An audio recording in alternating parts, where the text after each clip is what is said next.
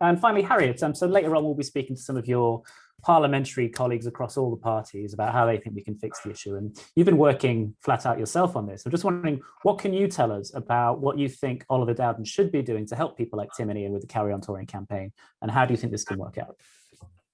Well, I think what Oliver Dowden should be doing is kicking up a fuss inside government and saying this is got to be not just a question of the rhetoric of it being the top of the in tray and everybody working flat out and the Prime Minister saying it needs to be sorted. There needs to be some action on it. And I think to help and assist him get into that frame of mind, sorry, the cat is knocking this thing. I think the work that Kevin Brennan is doing on the select committee, the DCMS select committee, is absolutely critical. I think the good news is we are not trying to change the government's mind. They are accepting this is important. They're accepting that the cultural sector is very important. They're accepting that it needs to be able to tour without obstacles in Europe, and they're accepting that it's their responsibility to fix it, albeit they're quite prone to saying it's also the EU's problem, not agreeing. So we're not trying to get them to change their mind about what needs to be done. What we're trying to do is get them to do some flipping work on it and to push it up the agenda. I mean, you can all see in the news every single day, if it's not fish, it's beef. If it's not beef, it's the automotive industry.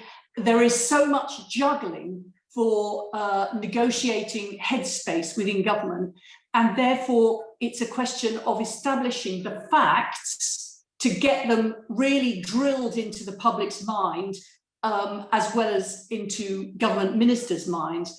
And it's a question of keeping it high on the agenda so the government don't feel they can just park it whilst they're dealing with all sorts of other things. One of the things the Prime Minister said when he gave evidence to the liaison committee, which is the committee of all the select committees, is he said, this is something we've got to sort out.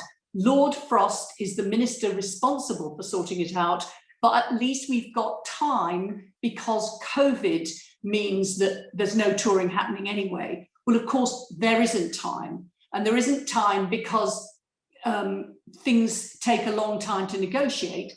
And secondly, there isn't time because people need to plan and set things up in advance. So I think it's a question of describing the pressure and pushing it up the agenda and creating a row. Every week there needs to be stuff in the media that we can all support and echo, like there was last week from the LSO, like Elton John did, so we can keep pushing it up the agenda. And I think our argument is that this is important to EU touring because the music sector is important. I mean, obviously other cultural issues. It's important culturally to us, it's important to our identity, it's important to our quality of life, and it's important economically. And the finances of the sector, the business model, depend on EU touring and won't work without these obstacles being taken down. And also that we will suffer a creative deterioration if we become isolated. This actually affects the quality of the product, if you like. I know that's not the right way to put it, but creativity is about collaboration both ways, and therefore let's not take it for granted. Let's not have the government being blamed for failure. Let's have them being pressurized to do a fix on it. And I think in the lead up to June the 10th, where Lord Frost is appearing before Kevin and the select committee, I think it'd be important for them to feel more pressure in the lead up to June the 10th before he comes before the select committee.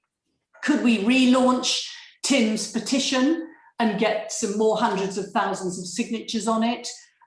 Could there be more initiatives taken by David Warburton with our support as the all-party parliamentary committee on music? So I think that we need to just be doing things in order to push it up the agenda. And I think you mentioned, Andrew, that it will particularly affect young musicians who find their economic and creative opportunities in Europe as much as in the UK. I think for those who've got established careers but who need touring, will be thinking, well, actually, I'm going to do something else because I can't do it the way I've been doing it, and therefore they will just leave the industry. And I think that for for top performers who are established. Many of them will relocate into Europe, and we'll have the equivalent of the brain drain, but we need to find something that we call it, which is not the brain drain, the arts drain, where people who can will just feel that because they want to be part of that European scene and they can't be doing it from here, they will find the opportunities to be welcomed to actually leave us and be in Europe. So I haven't even mentioned the points that Ian mentioned about EU people coming here and fueling up our festivals and helping our tourism industry and helping us enjoy our lives.